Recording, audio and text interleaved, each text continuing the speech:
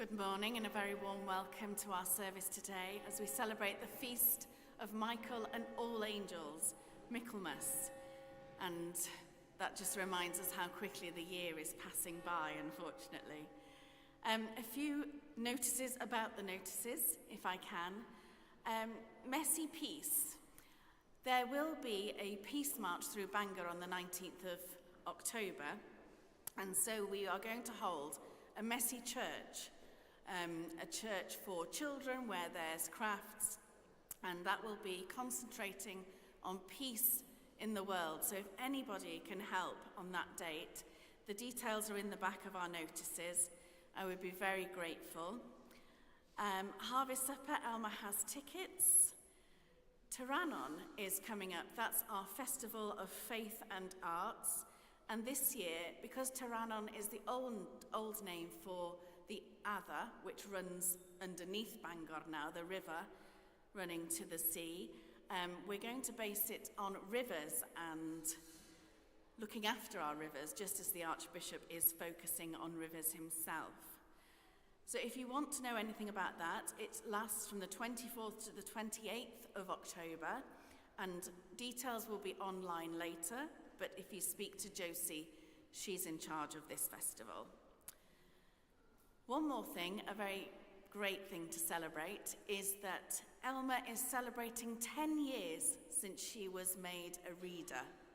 Can you believe it? So she has bought us cake. We should have bought her cake, but she has bought us cake, just as Elma is, ever generous. So at the end of the service, please do celebrate with Elma her 10 years since she was made a reader. Sing praise, all you heavenly hosts, you ministers who do God's will.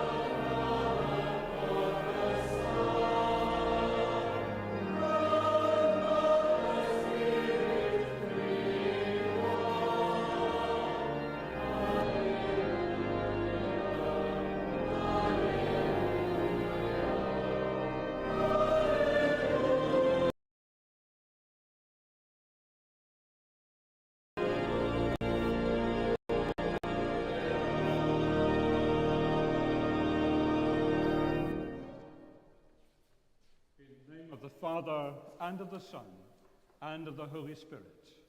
Amen. Grace and peace be with you. And keep you in the love of Christ. Sing praise, all you heavenly hosts, you ministers who do God's will. As we gather to celebrate this Holy Eucharist to the glory of God, we prepare ourselves by confessing our sins. Trusting in the goodness of our merciful Father, upheld by the gentleness of our companion Jesus, seeing our lives anew in the radiance of the life-giving Spirit. Heavenly Father, we have sinned in thought, word, and deed, and have failed to do what we ought to have done. We are sorry and truly repent. For the sake of your Son, Jesus Christ, who died for us, forgive us all that is past, and lead us in his way, to walk as children of light. Amen. Almighty God, have mercy on you, forgive you, and set you free from sin, and keep you in eternal life.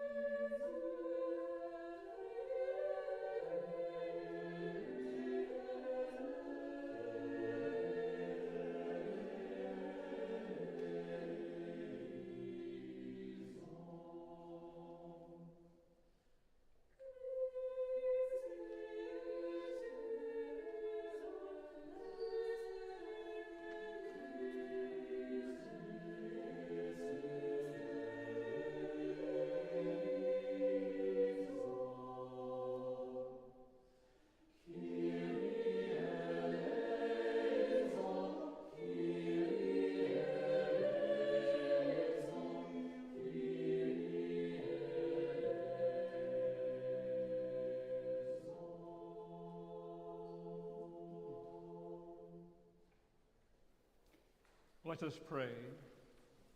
Everlasting God, who has ordained and constituted the services of angels and humankind in a wonderful order, mercifully grant that as your holy angels always do you service in heaven, so by your appointment they may help and defend us on earth. Through Jesus Christ our Saviour. Amen.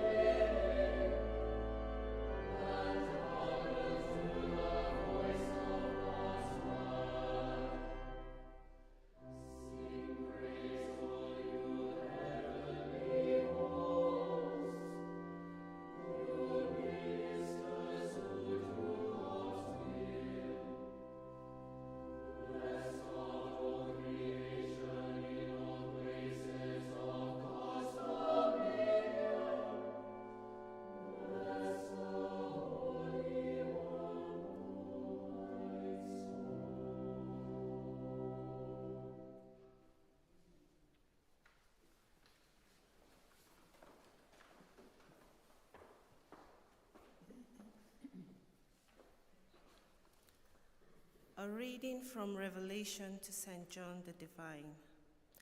Behold, war broke out in heaven. Michael and his angels fought against the dragon. The dragon and his angels fought back, but they were defeated, and there was no longer any place for them in heaven. The great dragon was drawn down, the ancient serpent, who is called the devil and Satan, the deceiver of the whole world.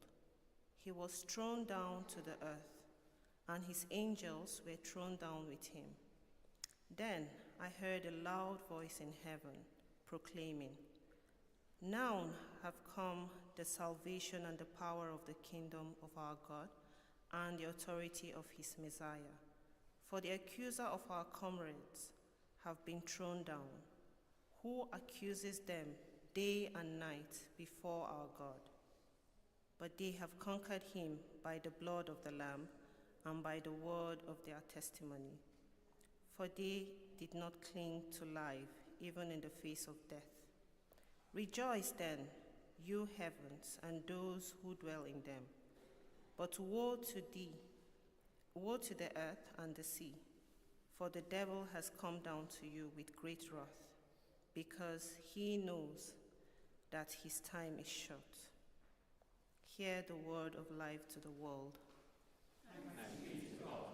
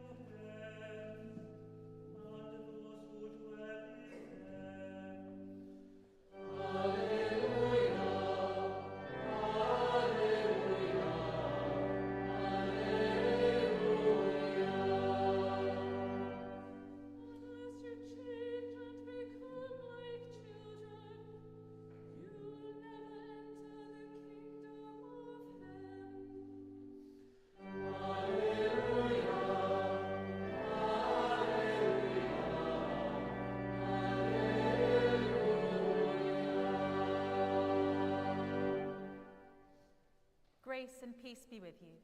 And keep you in the love of Christ. Listen to the Holy Gospel according to St. Matthew. Glory to you, dear Christ. At that time, the disciples came to Jesus and asked, "Who is the greatest in the kingdom of heaven?" He called a child, who he put among them, and said, "Truly I tell you, unless you change and become like children, you will never enter the kingdom of heaven. Whoever becomes humble like this child is the greatest in the kingdom of heaven. Whoever welcomes one such child in my name welcomes me. If any of you put a stumbling block before one of these little ones who believe in me, it would be better for you if a great millstone were fastened around your neck and you were drowned in the depth of the sea. Take care that you do not despise one of these little ones, for I tell you, in heaven their angels continually see the face of my Father in heaven." This is the gospel of our Saviour. Praise to you, O Christ.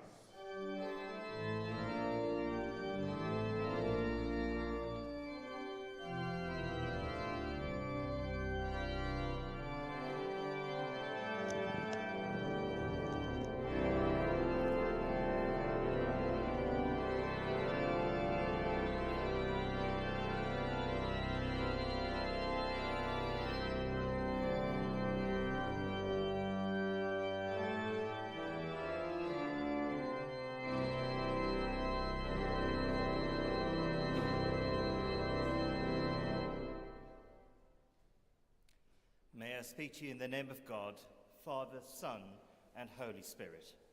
Amen.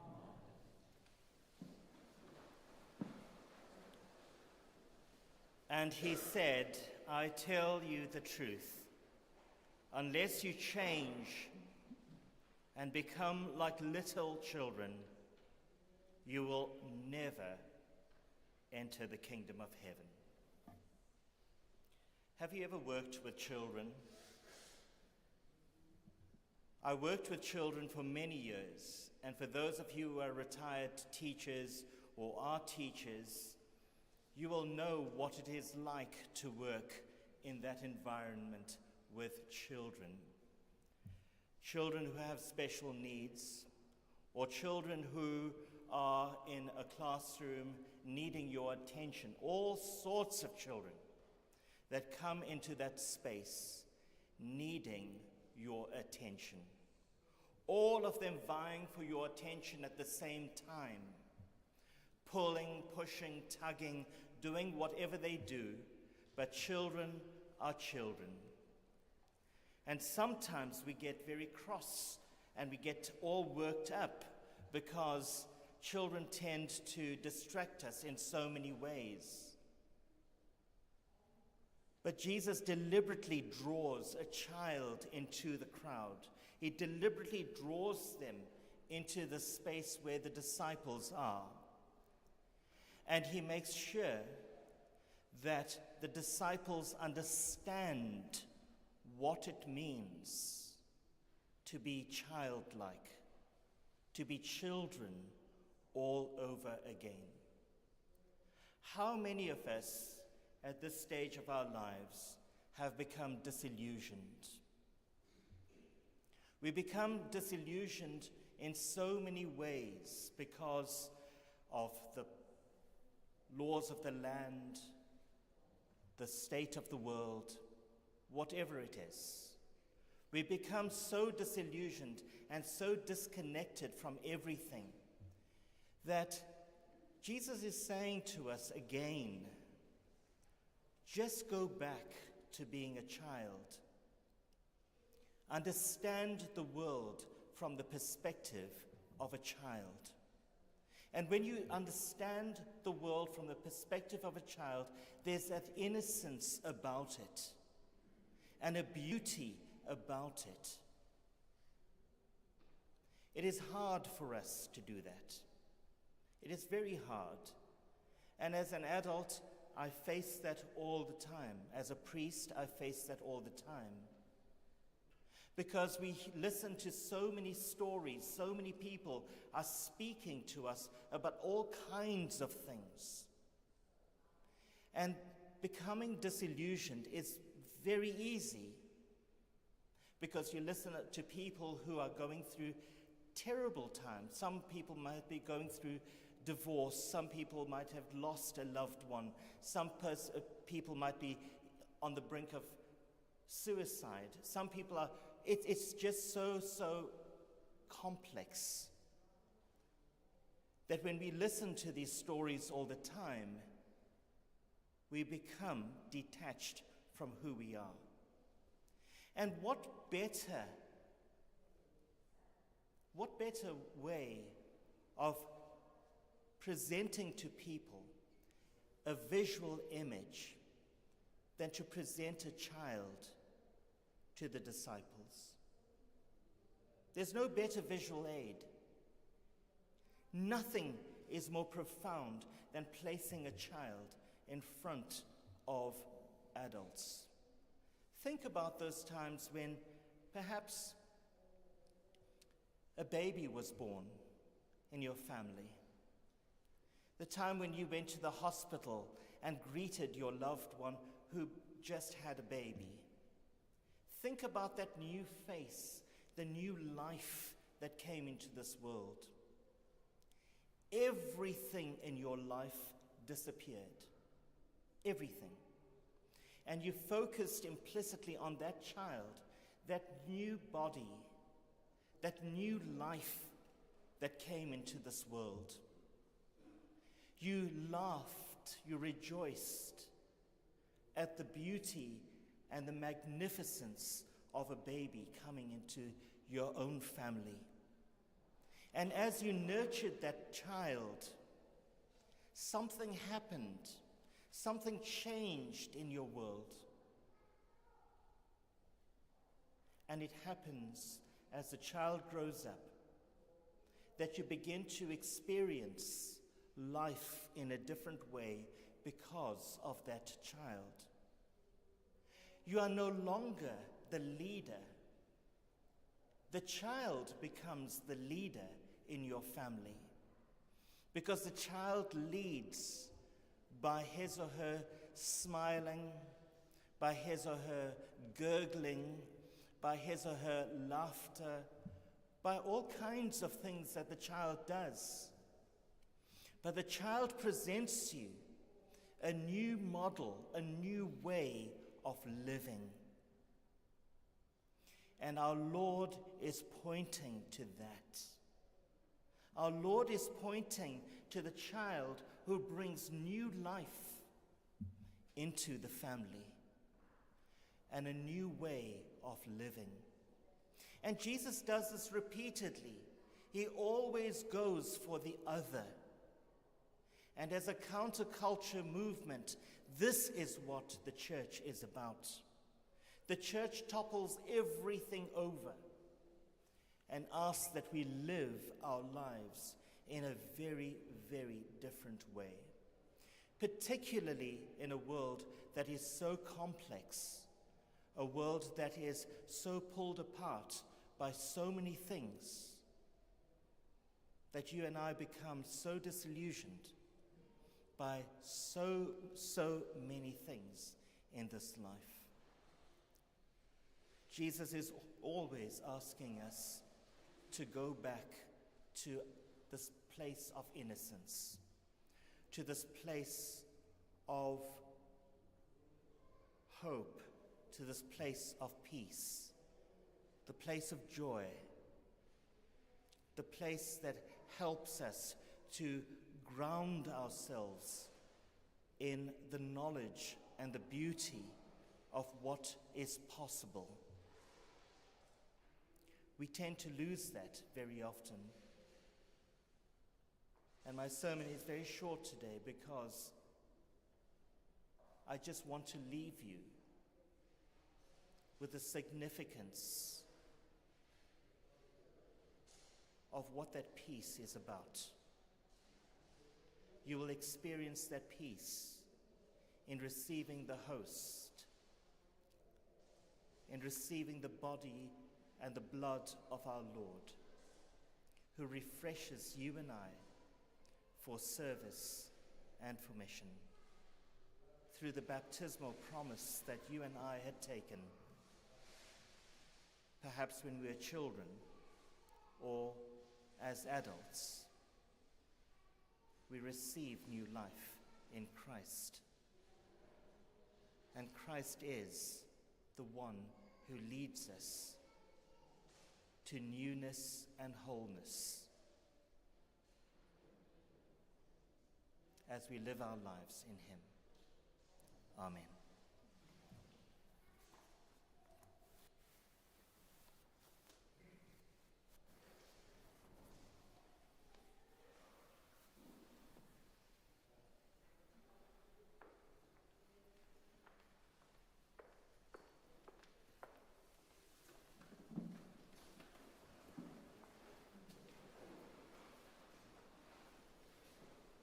Together, let us affirm our faith. I believe and trust in God the Father, who created all that is. I believe and trust in His Son, Jesus Christ, who redeemed humankind. I believe and trust in His Holy Spirit, who gives life to the people of God.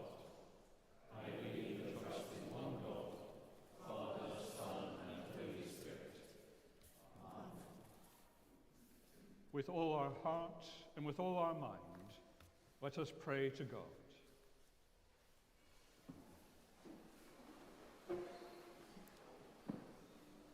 Let us pray to God, whose love embraces all that He has made. Lord, in your mercy, hear our prayer. We pray for your church throughout the world, for Andrew, our Archbishop, for David, our Assistant Bishop, and the ministry of our diocese. Guide and govern us by your Holy Spirit, that all Christian people may be led into the way of truth and hold the faith in unity of spirit, in the bond of peace, and in righteousness of life. Lord, in your mercy, hear our prayer. We pray for all the people of Ukraine, Lebanon, Gaza, and Israel. And also we pray for those innocent people in Russia. Lord, in your mercy, hear our prayer.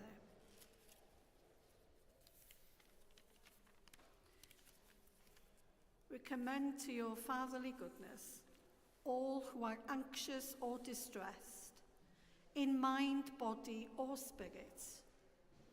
Comfort and relieve them in their need. Give them patience in their suffering, and bring good out of their troubles.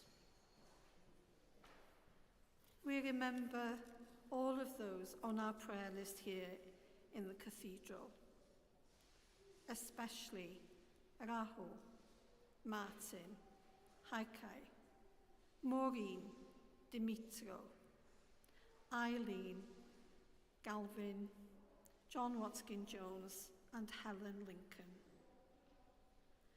Lord, in your mercy, hear our prayer. We entrust to your gracious keeping all who have died in the faith of Christ. Grant us with them a share in your kingdom. We remember especially Peter Lewis, priest, Dominic Hart, Awad, Shashikla Levi, George, John Good, and whose mind comes at this time of the year, Alan Solery, Christine Solery, Margaret Thorle, priest, Elvin Roberts, Pam Odom, deacon, and Ian David Eyre. Rest eternal grant unto them, O God, and let light perpetual shine upon them. May they rest in peace and rise in glory.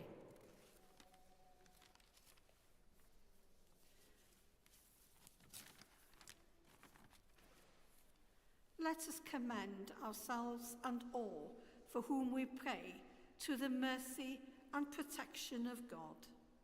And we say together, Merciful Father, accept these prayers for the sake of your Son, our Saviour, Jesus Christ. Amen. Amen.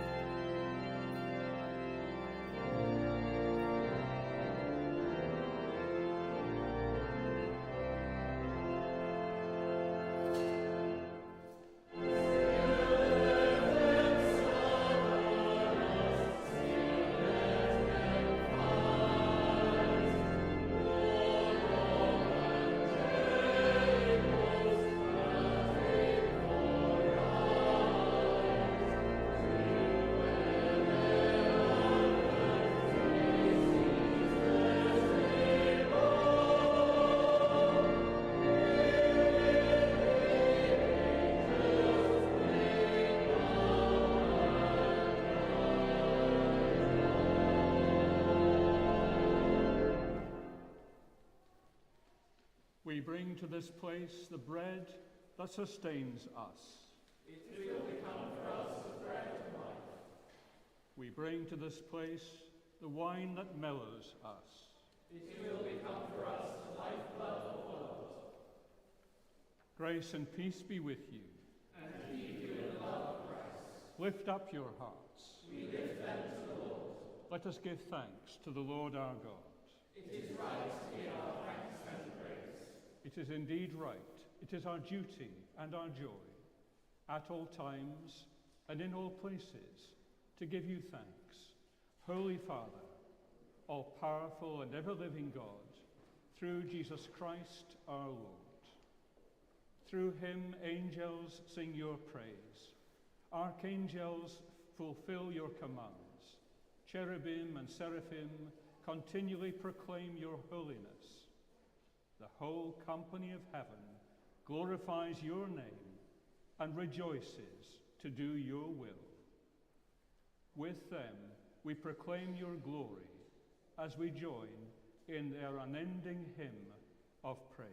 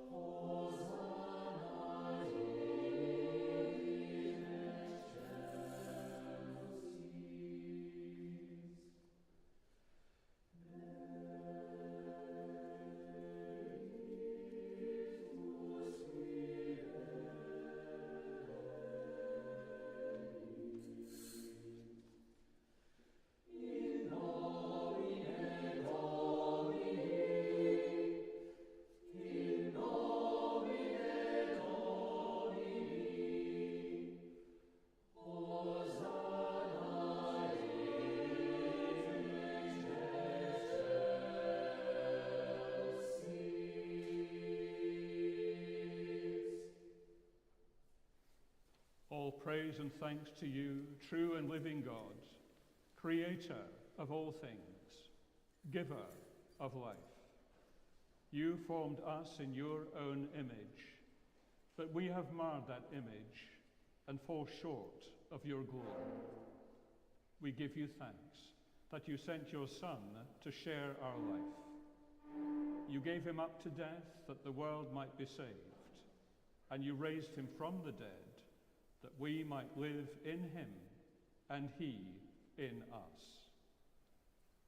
Sanctify with your Spirit this bread and wine, your gifts to us, that they may be for us the body and blood of our Saviour, Jesus Christ. On the night he was betrayed, he took bread, and when he had given thanks, he broke it and gave it to his disciples, saying, "Take, eat. This is my body, which is given for you. Do this in remembrance of me."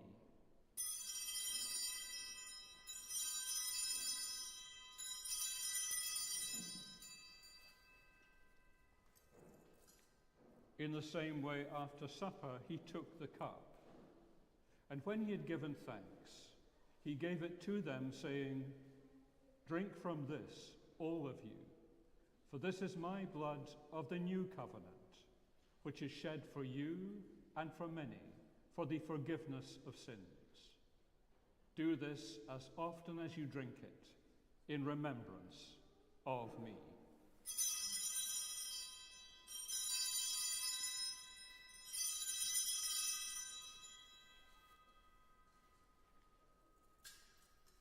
Let us proclaim the mystery of faith. Christ has died, Christ is risen, Christ will come in glory. As he has commanded us, Father, we remember Jesus Christ, your Son, proclaiming his victorious death, rejoicing in his resurrection, and waiting for him to come in glory. We bring to you this bread, this cup. Accept our sacrifice of thanks and praise. Restore and revive your people. Renew us and all for whom we pray with your grace and heavenly blessing. And at the last, receive us with all your saints into that unending joy promised by your Son, Jesus Christ our Lord.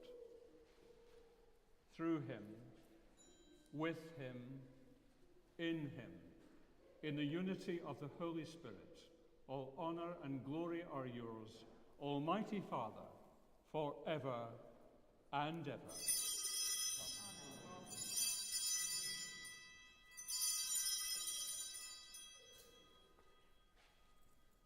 As our Saviour taught us, we boldly pray. Our Father, who art in heaven, hallowed be thy name. Thy kingdom come, thy will be done, on earth as it is in heaven. Give us this day our daily bread, and forgive us our trespasses, as we forgive those who trespass against us. And lead us not into temptation, but deliver us from evil. For thine is the kingdom, the power, and the glory, forever and ever. Amen. You consecrate us by your Spirit to make us one body, growing from separation into your likeness, our nearness, the gift of your peace. The peace of the living God be always with you. And keep you in the love of Christ. We share a sign of peace.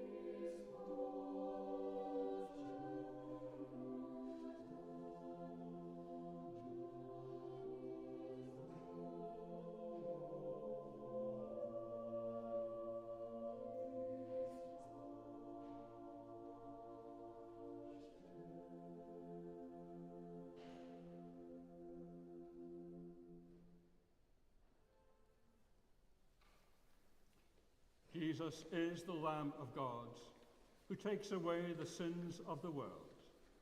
Happy are those who are called to his supper. Saviour, I am not worthy to receive you, but only say a word, and I shall be healed.